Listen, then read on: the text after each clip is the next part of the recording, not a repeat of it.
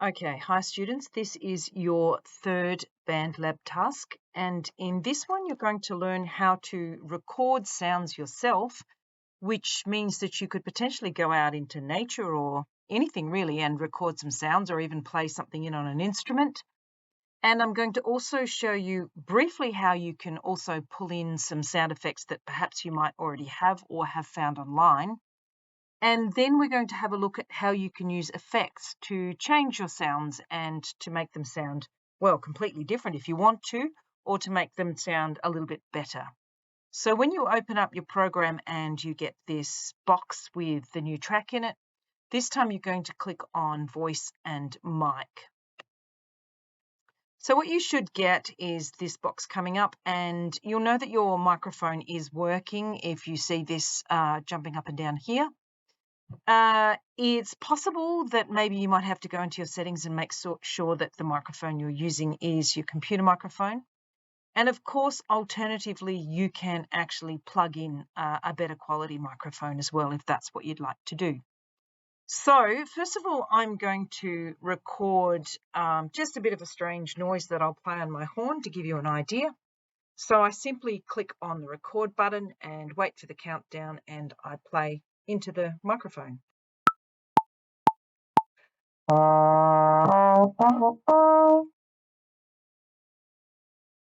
And there you go. You can see the waves from what I've just recorded. Sounds like this. Even my little split in there.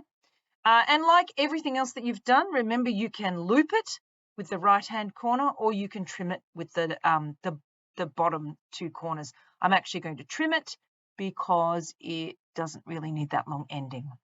So I've recorded that now.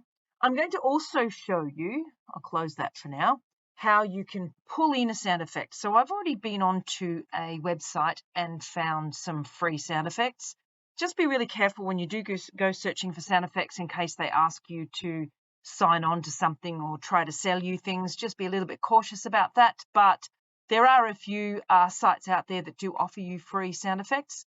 And I found in my downloads here, I actually found a really good dog sound, so I'm going to stick that in. So now I've got two crazy things going on here. I've got my horn sound and I've got a barking dog sound. Let's have a listen.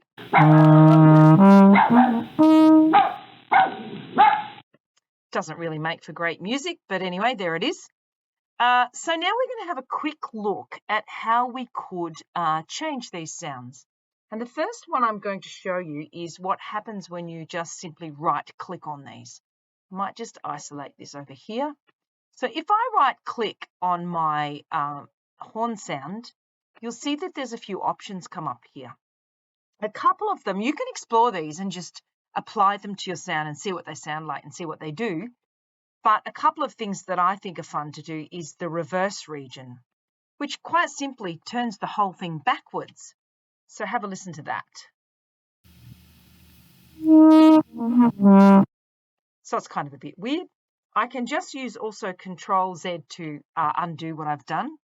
Same as when you use any other tool on your computer, Control Z to undo if you didn't like it.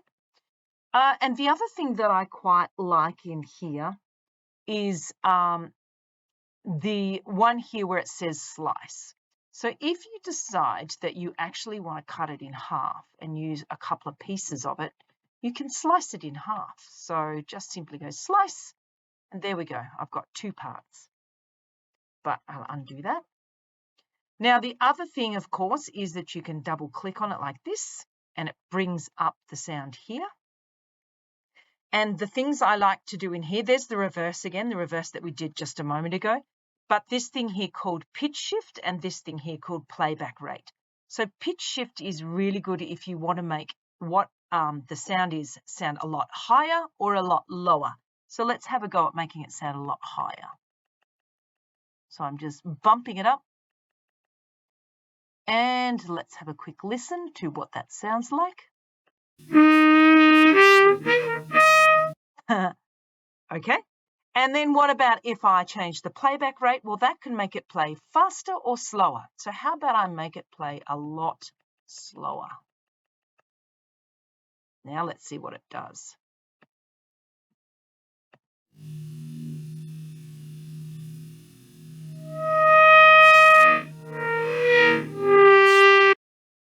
So it's really something quite different now, quite different from what it originally was, which is probably a bit of fun if that's what you want to do with it. If we play around with the puppy, we can make the puppy bark very, very fast,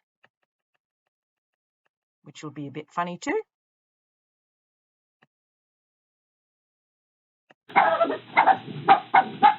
There we go. So that's how you can play around with those bits. Now, the other thing that we need to have a look at too is effects. And that's quite simply clicking right down here where it says FX Effects.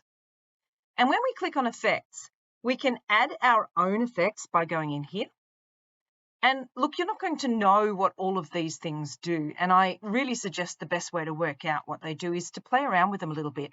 But a couple of the things that I quite enjoy is distortion. So you can go into distortion and click on it and it brings it up. And then you can really make it sound quite crazy distorted. So if I open my funny horn sound and I listen to how it sounds when it's distorted.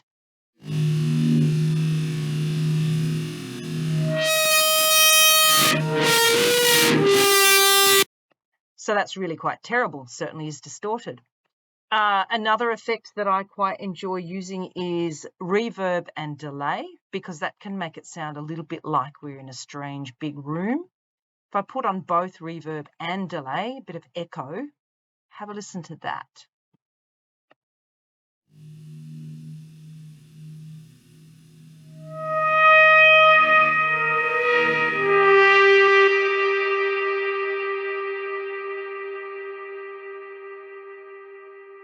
So a pretty good effect for maybe a spooky sound, but something good to play with. The other thing that you can do if you really are just so unsure about effects is actually to go into presets here. And it brings up a whole lot of ones that have already been created for you. And so you can have a look and a listen to some of these and see if you like what they do to your recording. So a couple that I quite like, I really like the one called Classic Chamber. And so I've opened that, and then you can actually see down the bottom, here's all the different effects that have been used and the levels that they're on to achieve this particular sound.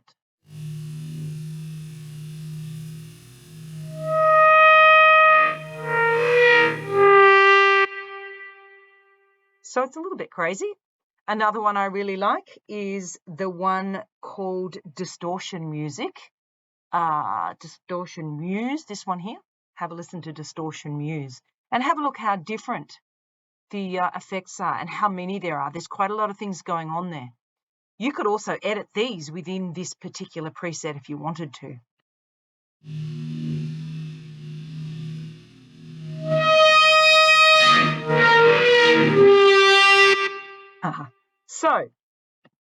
So what I've really shown you here really quickly in a nutshell is just an additional thing that you can do with BandLab. So it's all to do with you recording your own sounds or pulling in sound effects perhaps that you can find elsewhere, and then using effects to change the sounds. And that's going to be really useful for if you're in the future doing a composition where you want to get a particular sound, you can actually manipulate a sound to make it sound exactly like you want it to sound. And of course, you're going to need to explore on it a fair bit to work out exactly what it is that you want to get out of it. So playing around with different things in here is the best way to work out how to use all of these effects in here.